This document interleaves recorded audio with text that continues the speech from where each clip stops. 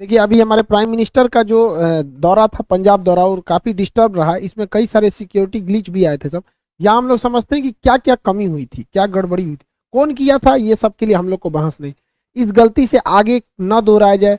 कहाँ कहाँ मेन जो की पॉइंट्स थे जहां पर इसको ध्यान रखना चाहिए था, वो उसको हम समझते हैं। देखिए, मेनली था हमारे प्राइम मिनिस्टर का पंजाब में दौरा था, जहां पर वो कई सारी योजनाओं का भी उद्घाटन करने वाले थे। ये चुनावी रैली भी थी, लेकिन कई सारे विकास की योजनाओं में भी था, कई बहुत महत्वपूर्ण योजनाएं भी थी। तो दिल्ली से ये भटिंडा गए थे बाई फ्लाइट। भटिंडा से हेलीकॉप्टर से जाना था हुसैनी वाला, फिर वहां से जाना था फिरोजपुर। हेलीकॉप्टर जो था MI-17V5, वही वाली जो बिपिन रावत सर का जो क्रैश हुआ था। तो हेलीकॉप्टर को पहले 2 बार उड़ा के देखा गया, मौसम बहुत खराब था, तो लास्ट टाइम पे डिसीजन लिया गया कि सड़क से जाना है। सड़क से जाने था हुसैनी वाला, उसके बाद यहाँ से 25 किलोमीटर आगे फिरोजपुर। ये दोनों ही जगह जो है पाकिस्तान बॉर्डर के एकदम करीब है। लेकिन हुसैनी वाला से पहले ही फ्लाईओवर पे हमारे प्राइम मिनिस्टर का जो कॉन्वॉय था, काफिला रुक गया। अब इसको टोटल एक एक करके हम लोग समझते हैं। प्राइम मिनिस्टर की सिक्योरिटी बहुत प्राइम लेवल की होती है, सबसे बेस्ट सिक्योरिटी मानी जाती है। इनके काफिले में जितनी गाड़ियां होती है बुलेट प्रूफ होती है। अभी सुने होंगे 7 करोड़ की एक गाड़ी आई है, बुलेट प्रूफ गाड़ी। काफी जबरदस्त गाड़ियां होती हैं इनमें। हमेशा आगे चलने पे रोड को क्लियर करा दिया जाता है। तो ये उनकी सिक्योरिटी में जो लगे होते हैं, SPG होती है, स्पेशल प्रोटेक्शन ग्रुप। आप इसमें डायरेक्ट कभी नहीं जा सकते हैं। आपको आर्मी या पैरामिलिट्री फोर्स या पुलिस में बहुत बेहतरीन काम किए रहेंगे तो आपका सिलेक्शन इसमें होता है बहुत बेहतरीन ढंग के, तब आप बनते हैं SPG, special protection group. SPG दिखती है भले सूट में, लेकिन अंदर उनके पूरा बुलेट प्रूफ रहता है। हर चीज वो अंदर रखे रहते हैं। उनके पास बहुत ही लेटेस्ट हथियार होती है, पिस्टल्स होते हैं। आंख पर काला चश्मा होता है कि वो किधर देख रहे हैं पता नहीं चलता है। बुलेट प्रूफ सूट होती है, पिस्टल होता है, हर चीज से ये लैस होते हैं आधुनिक हथियारों से। प्राइम मिनिस्टर के पास 3 लेयर की सिक्योरिटी होती है। इनके सबसे पहले आसपास में जो होते हैं वो SPG के कमांडो होते हैं। SPG कमांडो के घेरा के बाद जो होती है वो पैरामिलिट्री के कमांडोज होते हैं। और उसके बाहर जो घेरा होता है उसमें पुलिस होती है। पुलिस के बाहर जो घेरा होता है उसमें ट्रैफिक पुलिस होती है। तो मेनली सिक्योरिटी के लिए 3-3 लेयर की सिक्योरिटी होती है। तो आप ये समझ सकते हैं कि हमारे प्राइम मिनिस्टर के लिए कितनी जबरदस्त लेयर की सिक्योरिटी होती है। SPG कमांडो में भी कई लेयर होते हैं। कुछ होते हैं जो केवल प्रोटेक्शन देते हैं, कुछ हमला भी करते हैं। हमारे SPG कमांडो के पास जब भी प्राइम मिनिस्टर चलेंगे, देखिएगा इस तरह से बैग लेके लोग चलते रहते हैं। कुछ कमांडो बैग लिए रहते हैं, आप देखेंगे इनके पास हथियार नहीं रहते। और ये जो बैग लिए रहेंगे हमेशा प्राइम मिनिस्टर के पास ही खड़े रहते हैं। ये बैग नहीं है, ये एक्चुअली बुलेट प्रूफ है। जब भी अटैक होगा तो ये बैग इस तरह से खुल जाता है, कई लेयर में ये खुल जाता है, और ये बुलेट प्रूफ होता है। इसको लेके हम हमारे प्राइम मिनिस्टर को चारों ओर से घेर लिया जाता है ताकि बुलेट्स ना लगे। ये जरूरी भी है, हमारे देश के प्राइम मिनिस्टर है, उनकी सिक्योरिटी में कहीं भी कमी नहीं होनी चाहिए। अब हुआ क्या, दिल्ली से वो पंजाब गए। पंजाब एक्चुअली पाकिस्तान से एकदम करीब है, बॉर्डर ही बनाता है। तो पंजाब में यहाँ पर है फिरोजपुर, आप देखिए पाकिस्तान से एकदम सट के है यहाँ पर। तो यहाँ जब गया, भटिंडा एयरपोर्ट पर उतर गया। भटिंडा एशिया की सबसे बड़ी सैनिक छावनी है, बहुत ज्यादा, वहां लगभग 1.5 लाख फौजी रहते हैं वहां पे। तो भटिंडा के बाद, भटिंडा तो जहाज से लैंड किए, उसके बाद हेलीकॉप्टर से जाना था, मौसम खराब था, इस वजह से ये इन्हें सड़क से जाना पड़ा। अब यहीं से गलतियां चालू होना चालू हुई। एक एक करके गलती समझते हैं। 100 किलोमीटर लंबी सड़क को क्लियर कराने की जिम्मेदारी पंजाब पुलिस की थी। सड़क से जाने का रास्ता पहले से तय नहीं था। अचानक मौसम खराब हुआ और हेलीकॉप्टर कैंसिल हुआ, जिस वजह से अमूमन इस रास्ते पे 2.5 घंटे लगते हैं। 100 किलोमीटर के सफर में लगभग 2.5 घंटे लगते हैं। महज 3 घंटे के सूचना पर इसे खाली करा लिया गया। इस पे SPG को सवाल उठाना चाहिए कि जहां 2.5 घंटे लगते हैं, 100 किलोमीटर लंबा है, इस पे आप इतना जल्दी क्लियरेंस कैसे दे सकते हैं यहाँ पर। तो यहाँ SPG को आपत्ति जताना चाहिए। और यहाँ पे पंजाब पुलिस के DGP को साथ रहना चाहिए, लेकिन वो वहां उपलब्ध नहीं थे। ये गलती थी, वहां पे उन लोग को एक्सेप्ट करना चाहिए। यहाँ पर इन लोग से ये गलती हुई है। यहाँ पर कॉन्वे सबसे ठीक ठाक चल रहा था। अगली गलती देखिए क्या होती है। जब भी राष्ट्रपति प्रधानमंत्री का काफिला जाता है तो उनकी गाड़ियों में एक बहुत बड़ी संख्या थी, 25 से 40 गाड़ियां रहती हैं। ये गाड़ियों का एक ग्रुप रहता है, लेकिन इन गाड़ियों के ग्रुप के आगे 5-7 गाड़ियां चलती हैं, जिसे हम पायलट कहते हैं, पायलट गाड़ी कहते हैं। उसमें सबसे आगे एक बाइक वाला रहेगा, देखिएगा इसमें, ये देखते रहता है कि सब कुछ, कोई दिक्कत नहीं है। उसके बाद एक पुलिस की जिप्सी रहती है, इसे हम लोग रूट क्लियरिंग पार्टी कहते हैं। ये 5-6 की ग्रुप में रहते हैं सब, और जो मेन काफिला उससे ये 3-4 किलोमीटर आगे होते हैं, ताकि ये पहले ही देख लेते हैं कि कोई गड़बड़ी तो नहीं है। तो जो रूट क्लियरिंग पार्टी थी, जो पायलट गाड़ी थी, इनको दिखा ही नहीं। इन लोग की लापरवाही देखिए, इन लोग को नहीं दिखा कि सामने ट्रैक्टर लगाया गया है, रास्ता जाम है। कैसे ये लोग यही रास्ता बताते रहते हैं, वायरलेस पे पीछे कांटेक्ट में रहते हैं। जो मेन काफिला होता है हमारे प्राइम मिनिस्टर का वो पीछे रहता है 3-4 किलोमीटर, और ये वायरलेस पे रहते हैं कि ऑल ऑल क्लियर, हर किलोमीटर पे ये बताते रहते हैं कोई दिक्कत नहीं है, कुछ भीड़ है यहाँ है, बाकी सब क्लियर। इन लोग को नहीं दिखा कि किसान ट्रैक्टर लेके एक सड़क के किनारे आए हैं, तो इन लोग की भी गलती है, पहले पायलट क्लियरेंस दिया कैसे गया और सड़क पर फंस कैसे गया। तो यहाँ पे भी एक गलती हुई जो पुलिस की गलती थी। अब तक जो गलती बताए ये सारी पुलिस की थी। अब एसपीजी से कहाँ कहाँ मिस्टेक हुआ उसको हम समझते हैं। स्पेशल प्रोटेक्शन ग्रुप बहुत बेहतरीन है, उनके अरुण कुमार सिन्हा, AK सिन्हा जी हैं, चीफ हैं, अभी IPS अधिकारी हैं, ये बहुत हायर रैंक होता है। कितना बड़ा ये लोग बेवकूफी किए हैं जरा सोचिए।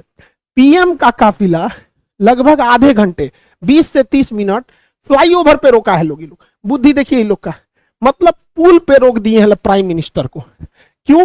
तो भैया पुलवा आगे से जाम है। अच्छा ये बताओ अगर पीछे से जाम कर देता तो पुलवे पर अटक जाता। अरे भैया अगर आपको 20 मिनट रोकना था, आपको लग रहा था जाम है, तो थोड़ा सा पीछे आके रुकते, पुलवा पे चढ़ के काय लिए रोके हैं? फ्लाईओवर पे हमारे प्रधानमंत्री को रोक देंगे भाई? ये NSG SPG से सवाल होना चाहिए कि, और ये प्रोटोकॉल में लिखना चाहिए, हिस्ट्री में जो डिफेंस है उसमें पढ़ाना चाहिए कि किसी भी प्राइम मिनिस्टर, राष्ट्रपति या VVIP को फ्लाईओवर पे नहीं रोक सकते। यहाँ 20 मिनट रोक दिए, अगर दोनों ओर से प्रदर्शनकारी के रूप में कोई और अभी आ जाता, क्योंकि ये बॉर्डर से एकदम महज 20 किलोमीटर यहाँ से पाकिस्तान आ जाता है, पाकिस्तान की सीमा चालू हो जाती है, तो काफी करीब है। और नीचे से अगर फ्लाईओवर को उड़ा देता सब कोई ID या विस्फोटक लगा के, तो सारा काफिला नीचे चला था यहाँ पे। ऐसा ऐसा तो दिमाग लगा रहे हैं लोग। भाई आप थोड़ा सा पीछे हट जाते, सड़क पे रहते, कभी कुछ होता तो भाग तो सकते थे इधर उधर, फ्लाईओवर दोनों ओर से जाम हो जाता, कहाँ जाते हैं आप लोग? यहाँ पे गलती SPG की थी। यहाँ पर आप लोग को जवाब देना चाहिए, हम लोग तो भाई बताते हैं कहाँ गलती। दूसरी गलती, फ्लाईओवर पे जब हमारे प्रधानमंत्री कह रहे हैं कि हम जिंदा वापस आ गए, मतलब सिचुएशन क्रिटिकल हुई होगी वहां पर, तभी वो ऐसा स्टेटमेंट दे रहे हैं। जब इतना स्टेटमेंट हो गया और आपको वापस लेके आना है तो आप आधा घंटा बाद लेके आइएगा जी। SPG वाले लोग आप जवाब दीजिए कि हमारे प्राइम मिनिस्टर अंदर बैठे हुए हैं यहाँ पर। अब देखिए हल्का सा मास्क दिख रहा होगा आपको, जब यू टर्न लेना है देखिए कि आगे किसान है, इंटेलिजेंस रिपोर्ट आपको पहले से पता होगी, माहौल देख लीजिए क्या है क्या नहीं, तुरंत लेके हटिए। 2 से 3 मिनट हो गया, हाँ भाई खत्म, कैंसिल हुआ रैली, कैंसिल हुआ प्रोग्राम, हम वापस लेके आएंगे। तो SPG हमारे प्रधानमंत्री को आधा घंटा रोक के रखेगी। यहाँ SPG को भी जवाब देना पड़ेगा कि आप आधा घंटा का लिए रोक के रखे, वापस तुरंत लेके आना चाहिए। अगली गलती सुनिए ध्यान से, गृह मंत्रालय के अंडर में आता है खुफिया एजेंसी, इंटेलिजेंस ब्यूरो, और गृह मंत्रालय है और हमारे अजीत डोभाल साहब, इनकी योग्यता पे तो कोई शक नहीं है। लेकिन इंटेलिजेंस ब्यूरो और रॉ तो खैर बाहर में काम करती है, लेकिन यहाँ जिम्मेदारी टोटल इंटेलिजेंस ब्यूरो। ये इंटेलिजेंस ब्यूरो को ये पता होना चाहिए कि जब जहाज हवाई मार्ग से मार्ग जब कैंसिल हुआ है तो जो रास्ता जा रहा है वो ग्रामीण मालवा होके जा रहा है भटिंडा के लिए, भटिंडा से ग्रामीण मालवा होते हुए ये हुसैनी वाला और फिरोजपुर जा रहा है। और ग्रामीण मालवा का जो क्षेत्र है वो एकदम हॉट पॉइंट बना हुआ है प्रदर्शनकारी के लिए। तो इंटेलिजेंस ब्यूरो ने कैसे क्लियरेंस दे दिया कि अभी देख रहे हैं इतना बड़ा प्रोटेस्ट हुआ था, इतना बड़ा भीषण कई घटनाएं हुई, अभी किसानों में भी कुछ रोष था जो लखीमपुर की घटना को लेकर, ये सब। तो इंटेलिजेंस ब्यूरो को क्लियरेंस कैसे दे दिया कि भैया उस रूट से ले जा रहे हो जहां प्रदर्शन का केंद्र बना हुआ है, वो भी हमारे प्रधानमंत्री को। प्रधानमंत्री देश का होता है, किसी पार्टी का नहीं होता है, तो देश सर्वोपरि होना चाहिए। तो इंटेलिजेंस ब्यूरो का भी यहाँ फेलियर है, सबको जवाब देना चाहिए यहाँ पर। लेकिन मीडिया वाले ये सब सवाल तो पूछेंगे नहीं। हालांकि प्रधानमंत्री जब वापस आए तो उन्होंने हमारे प्रेसिडेंट साहब से भी मुलाकात किया। अब इस पे अटकलें ये भी लगाई जा रही है कि आर्टिकल 356 लगा के राष्ट्रपति शासन यानी राजकीय आपात, स्टेट इमरजेंसी लगाई जाएगी। हालांकि ये इतना आसान नहीं है, और लगा देता तो भी ठीक है था, इलेक्शन होने वाला है, प्रेसिडेंट रूल रहने के बाद थोड़ा सा ठीक ठाक से रहता है। हालांकि ये बहुत वर्स्ट कंडीशन में ही ये इसे लगाया जा सकता है। गृह मंत्रालय ने भी पंजाब सरकार से मांगा है कि आखिर ऐसी क्या गलती थी कि मुख्यमंत्री वहां से रिसीव करने नहीं आए। तो मुख्यमंत्री का अपना कहना है कि कोरोना प्रोटोकॉल को लेकर जूम में थे, रैली भले करेंगे लोग, वहां कोरोना प्रोटोकॉल नहीं लगेगा, लेकिन प्रधानमंत्री के लिए कोरोना प्रोटोकॉल लगेगा। दूसरा कि मुख्यमंत्री को छोड़ो, हटाओ भैया, तुम आए चाहे ना आए, राजनीतिक मैटर है, लेकिन उस राज्य के DGP को कि प्रधानमंत्री के काफिले में सबसे आगे रहना पड़ता है। और DGP जहां रहेगा, पुलिस प्रशासन ऐसे ही रहेगी, क्योंकि किसी भी राज्य का सबसे बड़ा हेड होता है DGP, director general of police. राष्ट्रपति प्रधानमंत्री के काफिले में DGP नहीं थे, ये तो एकदम सरासर गलत है। तो पंजाब पुलिस को इस पे जवाब देना चाहिए। हालांकि गृह मंत्रालय ने इन लोगों से जवाब तलब किया है कि आप लोग वहां पर DGP उपलब्ध क्यों नहीं थे। लेकिन लौटते समय जो कहा जा रहा है कि प्रधानमंत्री ने किसी अधिकारी को कहा कि अपने मुख्यमंत्री को थैंक्स कहना कि हम जिंदा वापस आ गए, ये स्टेटमेंट थोड़ा सा अलग है। देखिए, अगर ये स्टेटमेंट केवल हिंदुस्तान के लोग सुन रहे हैं, ये स्टेटमेंट केवल भारत तक रह जाए, तब तो कोई दिक्कत नहीं है। लेकिन जरा सोचिए, एक विदेशी मीडिया जब इसे सुनेगी तो क्या सोचेगी कि कोई प्रधानमंत्री अपने देश में कह रहा है कि हम सुरक्षित जिंदा वापस आ गए। आप ये बोल सकते थे प्रधानमंत्री के कार्यालय के जो भी अधिकारी हैं कि हम सुरक्षित वापस आ गए, लेकिन जो होता है ना कि जिंदा वापस आ जाए, काफी हार्ड वर्ड हो जाता है ये, कि मतलब आपने ऐसा बोल रहे हैं, क्योंकि देश आप ही का है। अल्टीमेटली आप कहीं भी जाते हैं तो हमारे प्रधानमंत्री से ही हमारी पहचान होती है। कोई राज्य के मुख्यमंत्री को नहीं जानता है, किसी को नहीं पता कि अमेरिका के 50 राज्यों में किसी एक राज्य का मुख्यमंत्री का नाम, सब वहां जो बाइडेन को जानते हैं। अगर मान के चलिए पुतिन कहते हैं कि बहुत धन्यवाद कहते हैं उस राज्य के मुख्यमंत्री को कि हम जिंदा वापस आ गए, तो भारत के लोग क्या सोचेंगे? आपको जानकर ताज्जुब होगा, चीन का राष्ट्रपति शी जिनपिंग पिछले 2 साल से कहीं नहीं गया है, क्योंकि वहां गृह युद्ध का माहौल चल रहा है, लेकिन उसकी मीडिया ने इसको छुपा के रखा है। उसके प्रधानमंत्री वर्चुअल मीटिंग में जाते हैं, अभी तक कहीं 2 साल से बाहर नहीं निकला है, क्योंकि आंतरिक कलह चल रहा है। तो ये जो स्टेटमेंट है, अगर इंडिया तक में है तो कोई दिक्कत नहीं, किसी को भी कोई दिक्कत नहीं, लेकिन खुद से सोच के देखिए, जो बाहरी मीडिया, ये इंटरनेशनल जो लीडर हैं, ये क्या सोचेंगे? क्योंकि जब ये लोग भी भारत में आते हैं ना, तो इन लोगों की भी सिक्योरिटी एसपीजी और एनएसजी कमांडो ही करती है। तो कल को ये सब भी कहेगा सब भैया तो आप अपने कह रहे हैं कि हम जिंदा वापस आ गए, तो विदेश में थोड़ी सी छवि खराब होगी। खुद हमारे प्रधानमंत्री कहते हैं, इतने दिलेर हैं, आप दिलेरी की बात कहते हैं, बिना बताए 2015 में नवाज शरीफ की पोती की शादी में गए थे। हमारा सबसे बड़ा दुश्मन, जहां से कभी हमारी दोस्ती की कोई उम्मीद नहीं रहती थी, पाकिस्तान, हमेशा कभी टेररिस्ट अटैक, कभी कश्मीर का इशू, वहां हमारे प्रधानमंत्री देखिए यहाँ पे 2015 में नवाज शरीफ की पोती की जब शादी थी, ग्रैंड डॉटर की, बिना बताए चले गए थे अफगानिस्तान दौरे पे, वहां से अचानक चले आए वहां पर। तो वहां पे इन्होंने नहीं कहा कि हम जिंदा वापस आ गए, जबकि जब वहां पे प्रधानमंत्री जब गए थे 2015 में, हम लोग न्यूज देखे, लोग धक धक कर रहा था, अरे भैया बिना बताए गए हो वहां जगह पे। क्योंकि काफी मोदी जी जो है पाकिस्तान को लेकर पीओके के लोग काफी हार्ड डिसीजन लेते हैं, तो थोड़ा सा आदमी को भी रहता है कि हमारा प्रधानमंत्री दुश्मन के घर में गया है। और वो भी जो गए थे ना, भारत के हेलीकॉप्टर नहीं था, नवाज शरीफ के अपने हेलीकॉप्टर में बैठ के गए थे। पता नहीं पाकिस्तानी हेलीकॉप्टर चाइना से खरीदा था, क्या होता क्या नहीं, तो वहां पे ये स्टेटमेंट नहीं था। ऐसा नहीं होता, कह देना चाहिए था कि हाँ सिक्योरिटी में बहुत ग्लीच हुआ, सिक्योरिटी में ऐसा नहीं होना चाहिए। लेकिन एक होता है ना जिंदा वापस आना, वो भी प्रधानमंत्री के मुंह से, थोड़ा सा ऑकवर्ड सा लगने लगता है भैया। तब हम लोग कहाँ जाएंगे भाई? प्रधानमंत्री के ऊपर हर महीने 50 करोड़ रुपए खर्च होते हैं सिक्योरिटी में। एक दिन में 1 करोड़ 60 लाख पर दिन का खर्चा है, अगर ये दिल्ली में बैठे हैं तो। और बाहर जाएंगे तो प्रतिदिन 2 से 2.5 करोड़ रुपए खर्च लगेगा। तो 2 करोड़ रुपए प्रतिदिन का खर्च के आधार पर अगर ऐसा स्टेटमेंट आता है, तो फिर एसपीजी को सोचना चाहिए भैया आप किस तरह की सिक्योरिटी दे रहे हैं कि प्रधानमंत्री करें। और ऐसा नहीं है कि केवल पहली बार जाम में फंसे। 2017 में नोएडा मेट्रो के उद्घाटन में खूब हमारे प्रधानमंत्री जाम में फंस गए थे, तो उस समय कुछ अधिकारियों को ट्रैफिक के सस्पेंड भी किया गया था। 2 बार फंसे थे 2018 में, समझ में कि नहीं? अब देखिए यहाँ पर पब्लिक है और ये हमारे प्राइम मिनिस्टर है, यहाँ से भी तो कुछ अगर अनहोनी रहना रहेगा तो यहाँ से भी हो सकता है।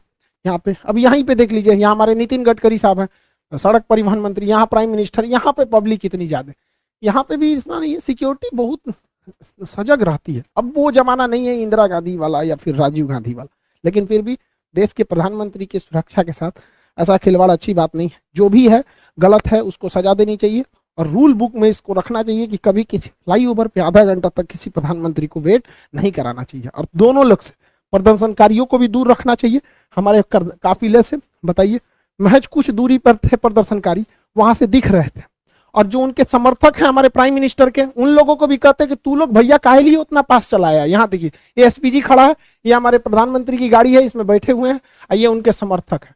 तो भैया समर्थक लोग तुम भी दूर रहो, वरना तुम्हारे भेष में कोई भी आ सकता है, और विरोध वाले भी तुम भी दूर रहो। और इस पे हम लोग को लेसन लेना चाहिए। हम तो कहते हैं ना एक चीज कि देश में जब तक जितना बार इलेक्शन होगा ना कुछ तांडव होगा। आप देखिए बंगाल इलेक्शन में हुआ था, कितना वायलेंस हुआ। जब जब इलेक्शन होगा तब तब ऐसा होता रहता। हम तो कहते हैं कि इलेक्शन एक ही साथ होना चाहिए, स्टेट का भी और सेंट्रल का भी। जैसे 2019 में इलेक्शन हुआ तो जब लोग वोट डालने गए उसी समय वो सीएम का भी चुनाव करा लेते हैं, एक ही कमरे में 2 ईवीएम मशीन लगा देते। बार बार इलेक्शन कराने पे हमारे जो नेताओं को काम करना चाहिए वो भी नहीं करते, हर 3-4 महीना का गैप देके इलेक्शन में बिजी हो जाते हैं। अब जैसे 2024 में इलेक्शन होना है तो 2024 में ही क्या कर दीजिए भैया, अब एक ही साथ राज्यों का भी इलेक्शन करा लीजिए। ईवीएम जो मशीन होती है, ईवीएम मशीन यहाँ पे 2 लगा दीजिएगा। हाँ भैया पीएम वाला चुनाव है, लोकसभा का दे दीजिए, या सीएम वाला चुनाव है, दोनों वोट दीजिए, एक साथ खत्म करके बैलेंस कीजिए। इससे 60,000 करोड़ रुपए की बचत होगी। राज्यों के चुनाव में 60,000 करोड़ रुपए का खर्चा होता है। इस पैसे से सारे किसानों का कर्जा माफ किया जा सकता था, एक बहुत बड़ी समस्या खत्म हो जाती। आपको क्या लगता है कि सेंट्रल और स्टेट दोनों का इलेक्शन एक साथ होना चाहिए कि नहीं? बार बार हम कब तक लड़ते रहेंगे? एक दूसरे के नाम पे, पार्टियों के नाम पे लड़ेंगे, कभी मजहब के नाम पे लड़ेंगे, कभी जाति के नाम पे लड़ेंगे, कभी पढ़ाई लिखाई की बात होती तो भैया 5 साल में एक बार लड़ लो, फिर मिलजुल के रहो अच्छे से। सेंट्रल वाले भी पूरा काम करते रहे, आधा समय तो चुनाव में बिजी रहता है। खैर जो भी हुआ गलत हुआ, प्राइम मिनिस्टर के साथ ऐसा नहीं होना चाहिए। हम लोग को भाई जहां जहां गलती हुई वो हम बताएं, कौन गुनहगार है उसको सजा